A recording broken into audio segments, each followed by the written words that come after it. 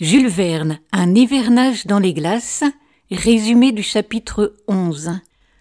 Au matin, les naufragés s'éveillent dans une obscurité totale. La lampe est éteinte et le plafond de leur abri a baissé.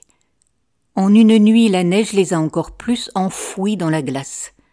Penellan, en se levant, se cogne la tête et sent la panique l'envahir. Dans un sursaut d'énergie, il rallume le réchaud et, armé de son bâton ferré, cherche une issue. Soudain, le bâton traverse la neige et un rayon de lumière jaillit dans la cabane. Ils sont sauvés. Un froid terrible s'engouffre également. Dehors, le spectacle est saisissant. Le promontoire a disparu. Et leur abri de neige flotte désormais solitaire sur une vaste plaine de glace. Le traîneau, leurs provisions, les chiens, tout a été emporté par la tempête. Le froid atteint 30 degrés sous zéro.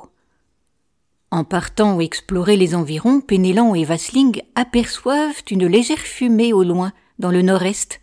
Des hommes vivent là. La troupe se met en marche dans la neige, grelottante, mais animée d'un nouvel espoir. Puis des cris lointains percent le silence, des appels à l'aide. Gelé, sur la glace, gît le corps sans vie du matelot Cortrois, un des compagnons de Louis Cornbutte. Malgré ce choc, ils continuent leur marche. Au loin, une île apparaît, c'est l'île Shannon. Une fumée s'élève d'une hutte de neige, ils crient, frappent, et deux silhouettes en sortent.